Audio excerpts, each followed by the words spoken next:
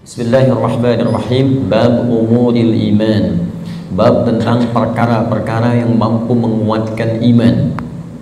Saya kembalikan dulu kepada pembahasan di pengantar yang masuk kepada bab ini sebelum saya bacakan nanti tentang pembahasan di bab umuril iman ini, baik ayat Qur'annya ataupun hadis Nabi Muhammad SAW yang dirangkum oleh Imam Al-Bukhari dalam Bismillahirrahmanirrahim. Bab umuril iman.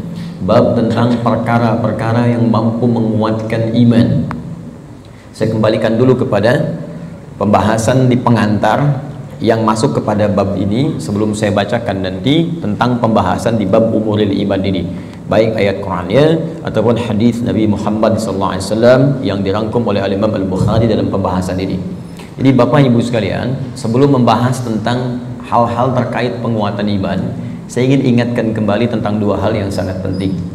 Yang pertama tentang kenapa kita mesti beriman. Ini poin yang sangat penting. Saya ulang, kenapa kita mesti beriman.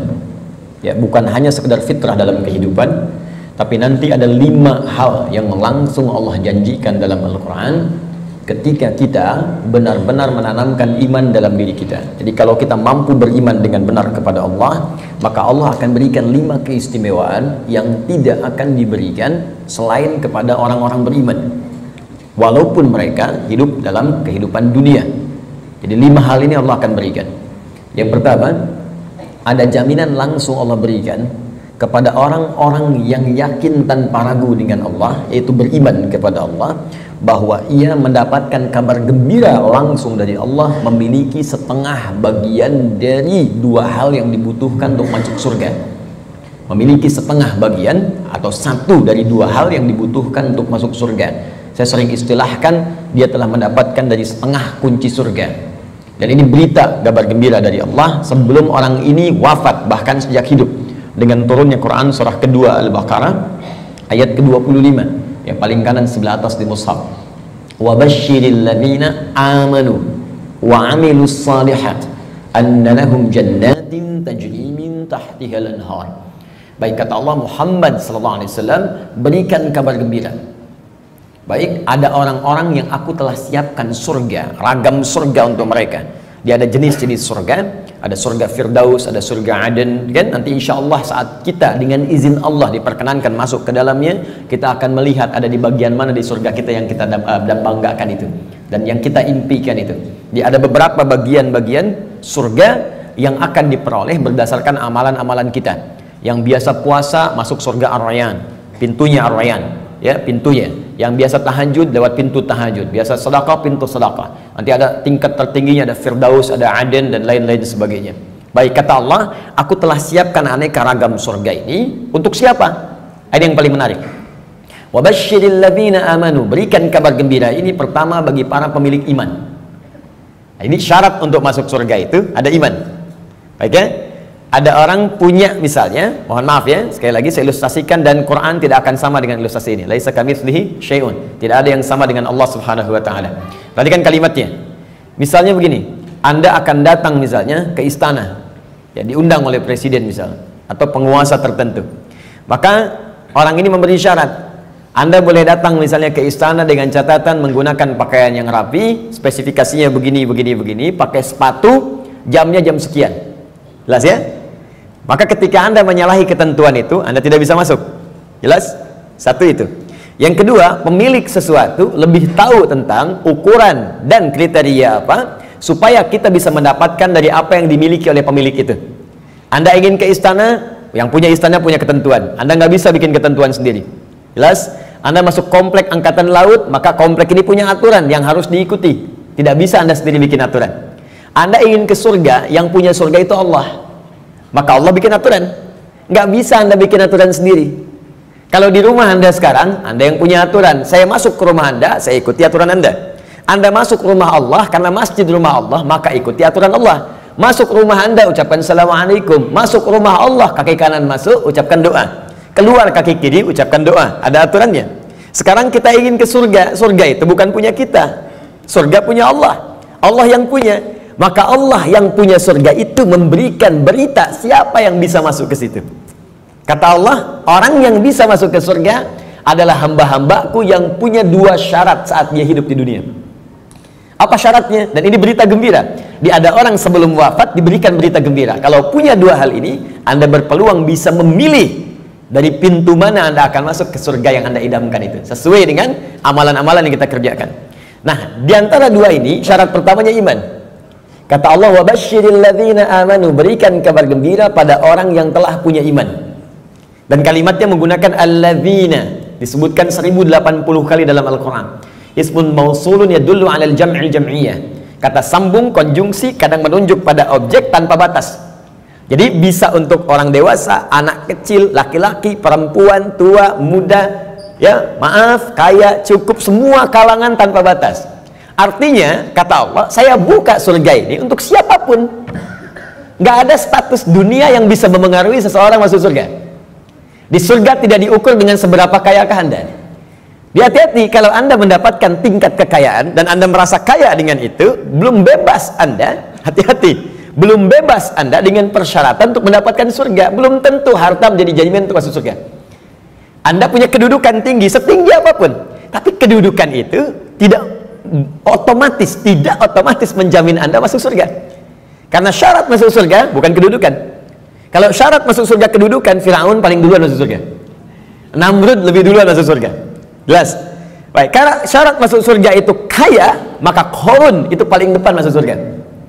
Tapi ingat, syarat surga kata Allah bukan kekayaan, bukan kedudukan. Dia jangan bangga dulu kalau punya kedudukan tinggi atau harta melimpah, karena itu belum jadi ukuran kebaikan di hadapan Allah Subhanahu wa taala. Kecuali nanti kedudukan atau harta itu diisi dengan iman. Iman itu yang akan menunjukkan harta dan kedudukan untuk mengerjakan amal soleh sebagai bekal ke surga. Maka golongan pertama kata Allah, saya berikan kesempatan yang luas. Baik itu tua, muda, laki, perempuan, besar, kecil, kaya, cukup, semua punya peluang ke surga. Dan itu hanya diberikan dengan satu kata saja, alladzina. Semuanya. Tapi dari semua itu, aku hanya minta dua syarat saja. Satu, semua kalangan itu punya iman. Yakin denganku kata Allah, yakin tanpa ragu. Berbahagialah kalau sampai dengan siang hari ini kita diberikan nikmat iman oleh Allah Subhanahu wa taala. Itu kenikmatan luar biasa. Dan kita mendoakan saudara-saudari kita supaya mendapatkan bagian itu. Karena itu seringkali saya membuka ta'lim dengan berdoa, ya Allah, berikan hidayah kepada saudara-saudari kami, tetangga kami, kerabat kami, teman kami di kantor yang sampai hari ini belum beriman kepadamu, belum mengucapkan syahadat. Berikan kekuatan pada jiwanya untuk bersyahadat sebelum wafat. Dan alhamdulillah, Anda mungkin tetangga Anda nggak semuanya beriman. Ya, ada yang misalnya A, ada yang B, ada yang C, tahajud malam dalam sujud minta. Ya Allah, Engkau satukan kami di dunia sebagai tetangga dan pertemukan kami kembali di akhirat, ya Allah. Jangan pisahkan kami. Berikan dia hidayah.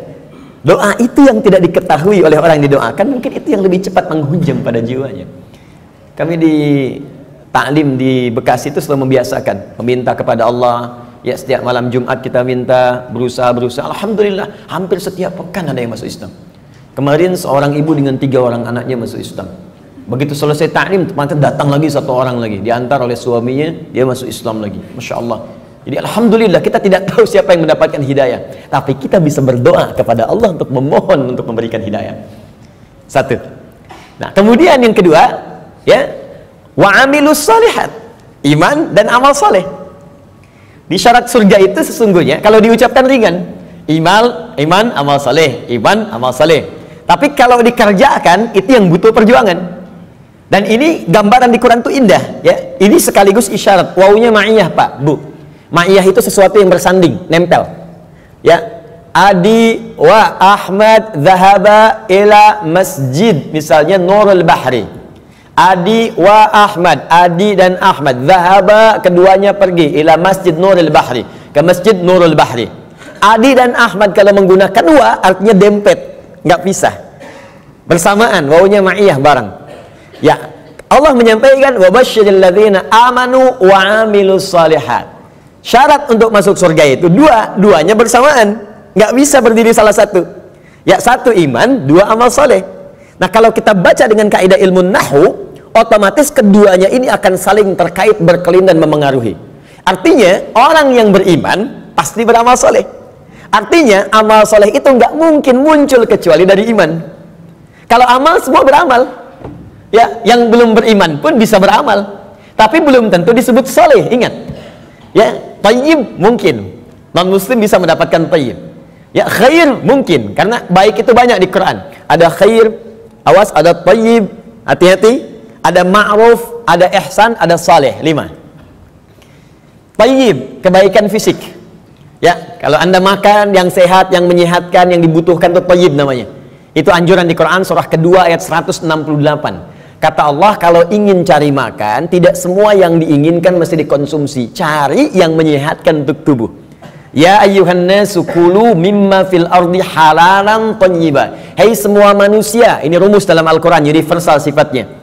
Kalau Anda ingin menyebar di bumi untuk cari makan, silahkan. Kalau sudah dapat dengan cara yang halal, jangan melanggar ketentuan hukum di mana kamu tinggal. Dapat dari situ, berikan yang bermanfaat untuk tubuh. Tidak semua yang diinginkan itu harus dikonsumsi. Yang dibutuhkan itu yang didapatkan. Haus berarti butuh minuman. Yang penting minum. Gak semua yang diinginkan harus kita minum. Alhamdulillah ada air bening, minum ya minum. Jangan menyulitkan diri sendiri pesan sesuatu yang tidak ada. Akhirnya membuang banyak tenaga dan waktu, dan membuang peluang amal baik yang mungkin kita kerjakan seketika. Sudah ada air bening, pengen jusnya, wah Masya Allah buah naga yang dari Hongkong misalnya. Nyari, gak ketemu, muter-muter sampai sore. Jam 5 baru dapat. Dari siang sampai jam 5 itu mungkin bisa dipakai apa gitu. Bisa tilawah, bisa baca, bisa berkreasi, macam-macam. Baik, itu tayyib. Karena itu kalau Anda bertanya pada orang Arab, kaifa haluk ya akhi, apa kabar? Dia katakan alhamdulillah ana tayyib, artinya dia sehat, kuat. Yang kedua, ada khair, itu sifat baik, sifatnya. Ya, jadi kadang-kadang kan ada yang fisiknya sehat, tapi kan pikirannya nggak bagus. Ya, tampilan bagus, pakai jas, pakai dasi, luar biasa gitu kan, tapi pencuri juga. Ya, penipu juga gitu. Nah, kalau kita ingin rubah menjadi baik sifatnya, maka rubah kalimatnya menjadi khair, ya. Karena ada Bang Tayyib 2 kali puasa, 2 kali lebaran nggak pulang-pulang, padahal dia sehat kan. Nah, kalau kita ingin rubah pada sifat, jadikan khair. Quran surah 3 ayat 110. Kuntum khaira ummah. Orang Islam itu pasti sifatnya baik. Kata Allah, kalian umat terbaik. Sifatnya jujur, sabar, tawadu. Jadi kalau ada orang itu jujur, orang Islam tuh mesti lebih jujur. Kalau ada orang sabar, orang Islam lebih sabar. Kalau ada orang tawadu, rendah hati, yang muslim itu pasti lebih rendah hati. Cukuplah keislaman kita menjadikan kita baik, punya sifat baik. Ini aneh sebetulnya kalau ada orang Islam nggak baik, itu aneh. Karena semua ajaran di Quran membimbing kita jadi baik, Pak, Bu. Jadi kalau semuka bumi se-Indonesia aja lah muslim, sudahlah, pasti baik. Jadi kalau ada orang Islam berbuat yang tidak baik, pasti ada yang tidak tepat dengan pelajaran keislamannya. Mustahil itu, ya. Mustahil ada orang Islam melakukan bom, ya misalnya, di tempat-tempat yang tidak dibenarkan. Bom bunuh diri, bom ini, bom itu, tembak orang, bunuh orang, tusuk orang, itu mustahil. Ya, Quran sih mengatakan orang yang sengaja merencanakan pembunuhan, apalagi kemudian menyebabkan satu orang beriman meninggal, itu sama dengan pesan kapling di neraka jahanam. Buka Quran surah keempat An-Nisa ayat 92 sampai 93. Wa may yaqtul mu'minan muta'ammida fajaza'uhu jahannam. Maka siapapun yang merencanakan pembunuhan, apalagi pada satu orang korbannya orang beriman, maka balasan yang setimpal untuknya neraka jahanam kalau tidak dia bertobat. Ya, wa ghadiballahu alaihi, Allah murka kepadanya, wa la'anahu, melaknatnya, wa a'adda lahu azaban azima, dan dijanjikan di neraka azab yang berlipat lebih daripada orang biasanya, neraka jahanam lagi. Pertanyaan saya, orang beriman mana yang cita-citanya pengen masuk neraka jahanam? Tunjukkan pada saya. Mustahil. Dan bagaimana bisa bertobat kalau saat meledakkan diri itu dia meninggal? Bagaimana bisa tobat? Makanya hati-hati kalau ada ajakan-ajakan tuh lukai orang, tembak orang, bom orang. Saya sering kali sampaikan, dulu pertama bom kejadian, mudah-mudahan tidak pernah terjadi lagi di bumi kita Indonesia ini, insya Allah, ya. Jalan Tamrin tuh meledak. Saya di Lampung tuh, orang polos sekali bertanya, Ustaz, apakah bom di Jalan Tamrin termasuk jihad? Fisabilillah. Saya bilang, Pak, sependek pengetahuan saya, jihad fisabilillah itu jihad di jalan Allah, bukan di Jalan Tamrin. Hati-hati lah. Ya. Kita balikan. Jadi satu itu iman. Ya. Nah, kaidahnya adalah kemudian kembalikan. Tayyib, khair. Khair itu baru sifat, jujur itu sifat. Kalau sifat kemudian diaktualisasikan dalam bentuk sikap, maka berubah dari khair jadi ma'ruf namanya. Ma'ruf. Jujur itu sifat, disogok tidak menerima, sikap namanya. Jelas? Jujur itu sifat, diajak korupsi menolak, sikap namanya.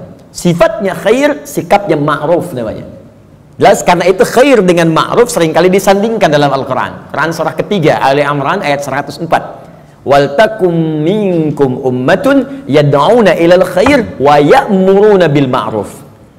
Hendaklah ada satu komunitas, kata Allah, berhimpun untuk menyebarkan sifat-sifat baik dan saling mengajak pada kebaikan. Bikin komunitas, ingatkan, ayo baca Quran, one day one juz, one day two juz, ya. Ayo bikin komunitas, bangunin tahajud, bikin komunitas ngajak sedekah, bikin komunitas bersih-bersih di jalan, buang sampah. Itu bagian dari iman. Baik ya. Kemudian Bapak Ibu, tapi ingat, untuk ma'ruf ini berbuat baik bukan hanya melekat pada orang Islam saja. Non-muslim pun banyak yang baik. Silahkan cek, ada non-muslim yang suka nyumbang, ya, bantu bangun jalan, bantu fasilitas, ada fasilitas umum, bantu orang-orang lepas dari kemiskinan, bantu orang-orang kasih obat, ada, baru sampai ma'ruf. Karena itu disebutkan yang keempat, awas, ada sifat kebaikan khusus, yang semua kebaikan itu diniatkan hanya karena Allah. Bantu ini karena Allah, kerjakan ini karena Allah, baik juga, cuma niatnya dikerjakan karena Allah. Pahlawan kita berjuang, Pangeran Diponegoro sampai terakhir Kahar Mudzakkir, ya, yang kemudian diberikan gelar pahlawan. Apa niat sesungguhnya? Kalau Anda buka Riyadhus Shalihin, karangan Al-Imam An-Nawawi, ada 1896 hadis di kitab Babul Ikhlas bagian pertama, maka akar pertama kali untuk meniatkan mereka berjuang, pertamanya bukan untuk mendapatkan urusan dunia, tapi litakuna kalimatullahi al-ulya. Man qatala litakuna kalimatullahi al-'aliyya fahuwa fi sabilillah. Niatnya khusus untuk berjihad di jalan Allah Subhanahu wa taala. Berjuang karena Allah, karena Allah, karena Allah. Bantu orang di kemiskinan karena Allah. Bukan karena pekerjaannya, tapi kebaikan itu dikerjakan karena Allah. Dan merasa diawasi oleh Allah Subhanahu wa taala. Maka yang keempat disebut ihsan namanya. Ihsan. Di hadis Muslim nomor hadis yang ke-8, an ta'budallaha ka'annaka tara fa illam takun tarahu fa innahu yara. Engkau mengerjakan semua aktivitas yang baik sebagai ibadah karena Allah, seakan-akan diawasi oleh Allah, merasa diawasi walaupun kau tak mampu melihatnya. Itu terjemah yang baiknya. Merasa bekerja karena Allah, makan karena Allah, minum karena Allah, berbuat baik karena Allah, ihsan namanya. Orangnya disebut muhsin. Kalau empat ini dikumpulkan, badan sehat, sifat baik, sikap mulia, dikerjakan karena Allah, thayyib, khair, ma'ruf, ihsan. Empat ini kalau digabungkan menjadi sholih namanya. Sholih. Maka setiap orang tua meminta kepada Allah supaya anaknya jadi saleh. Ibu bermohon, ya Allah, jadikan saya anak soleh. Kata bapaknya, namanya kan Hasan. Bukan Pak, sifatnya saleh. Semua orang tua, saya belum pernah dengar ada orang tua minta, ya Allah jadikan saya anak yang thayyib, khair. Tidak, saleh, sudah fitrah. Dan itu sudah dimohonkan sejak anak dalam kandungan, kata Allah, sudah fitrah. Itu ada di Quran surah ke-7 ayat 189. Falamma taghasyaha hamalat hamlan khafifa famarrat bi. Falamma athqalat da'awallaha rabbahuma la in ataitana sholiha lanakunanna minasyakirin. Ketika suami istri berhubungan sampai kemudian istrinya mengandung, kandungan ringan sampai dengan berat, tatkala kandungan semakin berat menjelang ke persalinan, kedua orang itu suami dan istri mulai berdoa kepada Allah. Fitrahnya sudah minta, ya Allah, mohon jadikan anak saya nanti saat lahir jadi anak yang saleh. Dengan itu ya Allah kami bersyukur dan akan mengganti semua sakit yang dirasakan oleh istri saya yang sedang mengandung ini. Saleh. Nah, apa yang menyebabkan seseorang soleh terkumpul empat ini? Kata Allah, kalau iman ada dalam dirinya, maka semua pekerjaan dia akan dituntun menjadi soleh. Pekerjaan disebut amal, disatukan dengan soleh menjadi amal soleh. Di iman seseorang itu otomatis akan menuntun seseorang berbuat amal soleh. Jadi kalau ada orang punya iman gak beramal soleh, dipertanyakan bagaimana kualitas iman dalam dirinya, dipertanyakan. Karena otomatis Pak, Bu, kalau ada iman, kata Allah, itu otomatis membimbing dia, mengantarkan pada amal soleh. Makanya orang punya iman itu sering diingatkan ketika akan berbuat amal yang salah. Gak percaya silahkan Pak, keluar dari sini, coba Bapak iseng-iseng pakai sendal orang lain. Ya, jangan diteruskan, iseng aja, misalnya kan, injak gitu kan. Itu pasti hatinya akan berkata, itu bukan punya kamu. Itu imannya mengingatkan. Kalau iman semakin tinggi, Anda keluar dari masjid aja, kaki kanan keluar, ditarik lagi tuh. Anda akan tarik, karena yang keluar itu kiri, masuk kanan. Ke toilet masuk kiri, keluar kanan. Tuh. Ya, itu semakin tinggi iman, maka iman itu akan mendorong Anda berbuat amal saleh dari ujung kepala sampai ujung kaki. Makanya saya sering katakan di dalam Al-Quran, jika kita sudah punya iman, maka semua fungsi tubuh kita akan disebutkan imannya dulu sebelum menyebutkan fungsinya. Mata untuk melihat, sebelum melihat imannya dulu. Turun Quran surah 24 ayat 30 untuk laki-laki, 31 untuk perempuan. Qul lil mu'minina yaghuddu min absarihim. Untuk perempuan, wa qul lil mu'minati yaghuddna min absarihinna. Katakan pada pria-pria yang sudah punya iman, imannya dulu. Dan katakan pada perempuan-perempuan yang sudah punya iman, matanya hanya boleh dipakai melihat yang baik-baik saja. Kalau yang dilihat tak baik, maka imannya akan membimbing mata untuk memalingkan ke arah yang lebih baik. Memalingkan pandangan ke arah yang lebih baik disebut dengan ghaddul basar namanya. Anda menatap begini, Masya Allah, tapi yang ditatap istri orang. Maka iman berkata jangan teruskan, palingkan. Ya, proyek yang tidak baik gak akan dilihat. Ya, barang yang bukan milik Anda gak akan dilihat, palingkan. Gambar-gambar yang tak seronok, palingkan. Jelas ya? Nah, itu iman. Silahkan cek semua fungsi tubuh kita. Itu umumnya sebelum disebutkan imannya dulu. Lisan, Quran surah 49 ayat 11. Itu sebelum disebutkan fungsi lisan, iman dulu. Ya ayyuhalladzina amanu la yaskhar qaumin qaum. Ayat 12-nya, ya ayyuhalladzina amanu la yaghtab ba'dukum ba'dha. Pokoknya setiap tubuh ini mau bergerak, iman dulu. Ingin memberikan isyarat agar iman itu memiliki fungsinya untuk mengerjakan amal soleh. Kenapa diminta beramal soleh? Supaya masuk surga, itu Pak. Dan supaya kita nggak capek, diberikan setengahnya oleh Allah, tinggal setengah lagi. Jadi sebetulnya Allah itu ingin hambanya itu masuk. Cuman karena hikmah kehidupan menjadikan kita mesti berikhtiar, saking baiknya Allah dikasih setengah. Ayo setengah diambil. Bahkan setengah ini diberikan dalam kandungan. Cuman sayang, fa'abawahu yuhawidani au yunasrani au yumajjisani. Lahirnya kan fitrah, ada iman dalam dirinya. Makanya dia mencari Tuhan. Cuman sayang lingkungan yang merubah dia menjauh dari Allah. Ada yang pengaruh ini, ada yang pengaruh itu, lingkungan, karena TV, karena tinggal di tempat tertentu, karena pasangan. Ya, Masya Allah, tega meninggalkan cinta Allah hanya untuk cinta dunia. Tega meninggalkan cinta Allah hanya untuk cinta manusia. Padahal manusia itu mati, Allah selalu hidup. Ya, bayangkan. Ya, mencintai sesuatu yang gak ada itu kan semu sifatnya. Anda mencintai barang, barangnya rusak. Ketika barangnya rusak, bagaimana cintanya bisa bertahan? Cinta manusia tidak abadi. Kalau ingin abadi, bawa dia sampai mendapatkan ridha Allah, sampai ke surga, baru abadi. Tapi kalau Anda mengeluarkan diri Anda dari surga, bagaimana bisa abadi? Ya, aku mencintaimu dengan syarat engkau pindah agama. Begitu pindah, meninggal. Cinta nggak dapat, surga cuma mimpi. Ya Pak, jelas ya? Baik, jadi teman-teman sekalian, bagian pertama, ketika Allah meminta kita beriman, sesungguhnya dengan iman itu Allah ingin memberikan garansi kepada kita bahwa Anda hamba yang terlindungi, dengan izin Allah bisa mendapatkan surga jika iman itu kita gunakan untuk menenun amal saleh. Jelas? Kalau amal saja tidak ada iman, maka tidak menjadi saleh. Maka orang yang belum beriman beramal baik, amalnya tidak disebut amal saleh, amal saja, amal khair. Gak pernah disebut saleh dalam istilah Al-Quran. Jelas ya? Nanti ketika dia berbuat baik dibalas di dunia. Cuman karena kaidah surga itu ada iman, dan iman itu nggak ada, maka di akhirat tidak diberikan balasannya. Keadilan Allah menjadikan balasan itu diberikan di dunia. Karena investasi amalan itu bukan untuk akhirat, dunia. Karena niatnya dunia, dikasih dunia. Kalau untuk akhirat, diberikan juga akhirat bagiannya. Turunlah Quran surah ke-25 ayat 23. Nanti kalau ada non-muslim bertanya, di mana keadilan Allah Tuhanmu itu? Jadi kalau ada orang nggak beriman, berbuat baik, nggak masuk surga. Tapi ada orang beriman, salah juga, berpeluang masuk surga. Maka jawab kepada beliau, ya, kaidah surga itu, kaidahnya syarat iman yang pertama kali. Ya, bukan syarat dunia. Maka ingin masuk surga, ada persyaratan. Anda masuk kampus, ada persyaratan. Masuk surga pun ada persyaratan. Anda lulus di satu hal, tapi nggak lulus di yang lainnya, nggak bisa masuk kampus. Anda lulus satu hal, nggak lulus yang lainnya, ya sulit masuk surga. Karena syarat surga beda dengan kampus. Syarat surga yang pertama itu adalah iman. Tapi saking adilnya Allah, kebaikan dia di dunia dibalas oleh Allah dengan cepat saat dia hidup di dunia.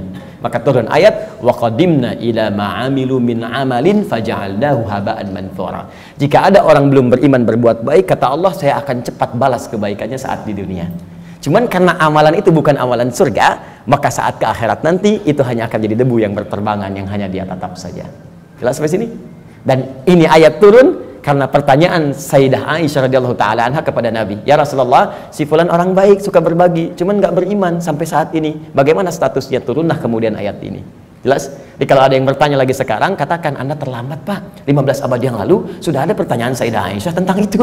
Turun ayat begini, sampaikan dengan sebaik-baiknya dengan cara yang paling lembut. Jelas?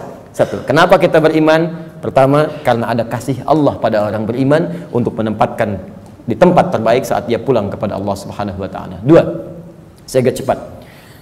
Orang beriman dijanjikan oleh Allah akan memiliki ketenangan dalam hatinya. Secara singkat, orang beriman itu Allah akan berikan ketenangan pada jiwanya. Tenang gitu, damai hidupnya. Jaminan yang ada di Quran surah ke-48 ayat yang keempat. Walladzi anzalas sakinata fi qulubil mu'minin liyazdadu imanan ma'a imanihim. Dialah Allah yang akan menanamkan ketenangan pada jiwa orang-orang beriman supaya dia yakin dengan keimanannya.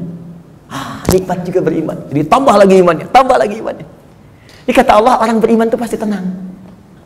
Dan ketenangan itu mahal, Bu. Sulit dicarinya. Ibu silahkan cari harta dengan suami sekaya apapun, sulit membeli ketenangan tuh nggak ada. Ada toko yang jual ketenangan? Nggak ada. Dan mahal. Kalau nggak percaya begini Bu ya, saya berikan pilihan, tapi ibu bapak jangan pilih yang ketiga ya, terutama ibu. Ya, jangan pilih yang ketiga. Kaya tapi gelisah atau miskin tapi tenang. Ayo, nggak ada pilihan ketiga dan nggak usah maksa. Kaya tapi gelisah atau miskin tapi tenang, pilih mana? Tuh. Kan? Banyak orang kaya tapi nggak tenang, ada yang bunuh diri, ada yang tembak diri sendiri, ada yang lompat ke depan rel kereta, ada yang saking kayanya bingung, akhirnya nanam cabai, cuma bikin kangkung, metikin cabai, metikin tomat. Terus Anda ngapain kalau cuma numpukin harta buat metikin tomat? Petani kita nggak kaya-kaya amat bisa metikin tomat juga. Coba lihat, Anda bayangkan. Jadi tidak selalu Bapak Ibu sekalian kekayaan itu bisa berkonotasi seimbang, equal misalnya dengan ketenangan, belum tentu. Tapi iman itu jaminan dari Allah, orang beriman itu pasti tenang. Ada kedamaian dalam jiwanya. Enak gitu. Bahkan kalau sudah dapat halawatul iman, bukan cuma kedamaian, Allah akan berikan ketenangan dalam kehidupannya dalam bentuk keamanan, aman dari gangguan, tenang, nikmat. Maka diturunkan oleh Allah Quran surah ke-18 ayat 13. Saking tenangnya, tidur di gua aja enak. Bayangkan, gua loh fasilitasnya tahu sendirilah. Di gua ya sudah, maaf, cahaya sudah terbatas, hampir tidak ada. Makanan bagaimana mendapatkannya, tempat tidurnya kemudian juga pasti keras. Tapi kok bisa ada yang tidur di gua selama 309 tahun? Saking enaknya tidur, gak ada yang ganggu Pak, Bu, nikmat. Ya, yang memberikan nikmatnya Allah, miring kanan kiri, matahari diatur oleh Allah, terbit di sini, terbenam di sini, selalu tersinari di dalamnya. Sehat-sehat aja, bangun 309 tahun, Anda bayangkan. Ya, ada orang sekaya-kayanya baru 3 menit udah bangun lagi, pling, telepon muncul. Di pejabat memang bagus, kedudukan tinggi, tapi setiap 3 detik kerja ini, kerja itu. Baru tidur sebentar, bangun lagi, Pak ada kejadian begini, bangun. Ini 309 tahun tidur cuman di gua. Fasilitas hampir nggak ada, tapi jaminan itu ada. Maka di ayat 13 di surat Al-Kahf, surat gua, ya, nahnu naqussu 'alaika naba'ahum bil haqq innahum fityatun, belum selesai, amanu bi rabbihim wazidnahum huda. Kata Allah, kami akan kisahkan pada Anda tentang kisah yang sebenar-benarnya, tanpa dikurangi, tanpa ditambahkan, sebenarnya hak. Jadi ada sidqun, ada hak. Kalau sidqun, mayahtamilu sidqa wal kadzib, kadang benar, kadang tidak. Tapi kalau hak pasti benar, nggak bisa ditolak. Matahari terbit di timur, terbenam di barat, hak. Karena itu semua yang hak sumbernya hanya kepada Allah. Al-haqqu mir rabbika fala takunanna minal mumtarin. Al-Baqarah 149. Al-haq. Nah, sekarang kembalikan. Kata Allah, kami akan kisahkan pada Anda kisah yang sebenar-benarnya. Ya, tanpa kamuflase, tanpa rekayasa. Innahum fityatun, kisah tentang para pemuda yang berlindung di gua. Diberikan oleh Allah keamanan, dikejar-kejar, bukan sekedar dipersekusi, bukan sekedar diintimidasi, ya, maaf, bisa dieksekusi. Berlindungnya di gua, tapi nikmat sekali di gua itu, bisa tidur enak, nyaman, makan juga kenyang, langsung diisikan di perutnya, tidur bolak-balik, gak ada yang ganggu. 309 tahun Anda bayangkan. Salatumi'atin wazdada tis'a, 309 tahun. Siapa mereka? Innahum fityatun, sungguh mereka itu para pemuda, tapi bukan pemuda biasa. Ada sesuatu yang melekat pada dirinya. Amanu, yang sangat beriman kepada Allah. Pesan ayat ini, ya, kata para pakar Al-Quran, sesungguhnya ingin memberikan pesan pada generasi mendatang. Jadi ada kaidah di tafsir itu begini, kalau nggak disebutkan siapa orangnya, kapan kejadiannya, maka pesan yang berlaku di ayat itu akan berulang kemudian di masa-masa yang akan datang dengan konteks yang berbeda. Anda sekalipun tinggal di rumah yang sempit, terbatas sifatnya, keadaannya tidak seperti yang lain-lain. RS7, ruangan sangat sempit sekali sehingga selonjoran saja susah, gitu kan? Susah. Ya. Tapi kalau ada iman dalam jiwa kita, itu bisa nikmat saja. Dibandingkan tinggal di tempat yang mewah luas, tapi iman nggak ada, kegelisahan itu muncul. Jadi orang beriman itu nggak akan disekat oleh dunia. Tinggal di kontrakan nikmat, di rumah yang luas nikmat, jadi kaya nikmat, cukup hidup juga nikmat, nikmat aja. Ya, pokoknya beriman itu indah, nikmat itu. Jadi kalau kita beriman sampai saat ini dan tidak menikmati kehidupan kita, dipertanyakan ada apa yang salah dengan iman kita? Kata Allah, beriman itu nikmat, tenang hati. Ini kok rumah mewah, mobil banyak, gitu kan? Ya lihat mendung aja sedikit udah bikin status. Mendung ya, kayak suasana hatiku. Apa yang mau dicari? Ya, coba lihat. Sekali-kali saya tuh jarang berinteraksi dengan media sosial. Cuman kalau udah lihat, saya lihat nih, ada teman-teman official lihat, misalnya, saya suka kadang-kadang suka nggak betah ngelihat ini. Ini orang kenapa hidupnya? Dikit-dikit ngeluh gitu kan? Maunya apa? Ya belum musim hujan minta hujan, dikasih hujan minta jangan hujan. Maunya apa gitu? Ya, kenapa kita nikmati aja? Iman itu indah, iman, wah masya Allah. Kasih hujan, alhamdulillah, banjir pakai berenang. Jadi solusi. Jadi itu teman-teman sekalian ya. Selanjutnya ada jaminan Allah yang selanjutnya ya, orang beriman pasti bahagia kata Allah dan cenderung sukses. Tidak cukup dengan amin, nanti kita belajar dulu. Turun Quran surah ke-23 ayat 1. Qad aflahal mu'minun. Qad aflahal mu'minun. Orang beriman itu dijamin oleh Allah. Saya artikan dijamin karena kalimatnya menggunakan qad, harfu tahqiq, huruf jaminan. Qad, harfu tahqiq, huruf jaminan. Qad aflahal mu'minun. Orang beriman pasti menggenggam kebahagiaan dan kesuksesan. Aflah itu dari kata falah. Kalau di bahasa Inggris, di kamus bahasa Inggris itu diartikan success and happiness. Sukses dan bahagia. Ya, digenggam. Kalau digenggam menjadi aflah namanya, aflah. Kata Allah, orang beriman itu pasti menggenggam kesuksesan dan kebahagiaan. Pasti tergenggam dalam diri. Cukuplah dengan beriman akan bahagia. Cukup dengan beriman sukses dalam pekerjaan yang kita kemudian lakukan. Walaupun barangkali level kesuksesan itu dalam pandangan orang bisa beda-beda. Bagi si A, manajer itu bagian kesuksesan hidupnya. Yang lain levelnya direktur, yang lain komisaris. Pokoknya levelnya bisa berbeda, tapi sukses. Silahkan cek semua sahabat Nabi, di semua bidangnya sukses dan bahagia. Ali bin Abi Thalib dengan pengajar, cita-citanya menjadi pengajar dan menikmati itu, walaupun kekayaan secara kekayaannya, ya sifat materinya mungkin terbatas, tapi beliau merasakan kebahagiaan dan merasakan kesuksesan dengan itu. Abdurrahman bin Auf kaya luar biasa, sampai kapaknya terbuat dari emas. Abdurrahman bin Auf dan menikmati itu dan bahagia juga, bahkan terjamin surga. Ada di lisan Nabi. Utsman demikian, Abu Bakar demikian. Anda bayangkan, dari yang pengusaha, diplomat, birokrat, pengajar, dosen, ada semua, perawat, ada semua levelnya. Dan bahagia beriman, padahal sebelumnya jahiliyah. Bayangkan, perusak, kriminal, macam-macam. Tiba-tiba turun iman, diambil iman itu dengan bimbingan Al-Quran dan petunjuk Nabi lewat sunnahnya, dipraktekkan itu dan bahagia hidupnya. Coba cek. Jadi sebetulnya yang bahagia itu ungkapannya sederhana. Bahagia itu sederhana ketika iman tertanam dalam jiwa. Kalau dunia relatif, bahagia itu sederhana, cukup dengan secangkir kopi. Bagi tukang kopi, tukang teh tidak, ya kan? Bagi yang minum teh, yang minum kopi tidak. Nah, jadi teman-teman sekalian, iman. Nah sekarang maksud saya begini, kita ingin evaluasi. Kalau sampai siang hari ini, iman yang sudah Allah tanamkan di jiwa kita belum sampai melahirkan hal-hal tadi. Maaf ya, kalau bicara surga belakangan, karena itu hak prerogatif Allah Subhanahu wa taala. Kita hanya berikhtiar. Apakah iman itu sudah membuat diri kita tenang? Sudah membuat kita bahagia? Apakah iman itu sudah membimbing kita sukses dalam hidup? Dan puncaknya, apakah iman itu sudah membimbing kita beramal soleh? Jangan-jangan beriman masih salah, padahal namanya soleh, kan? Jangan-jangan beriman tapi mesti berbuat maksiat, mata bermaksiat, telinga bermaksiat, lisan bermaksiat. Ada apa yang salah? Apa yang keliru?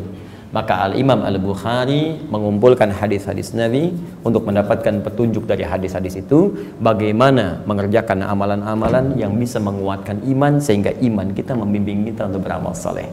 Maka muncullah bab ini, bab umuril iman.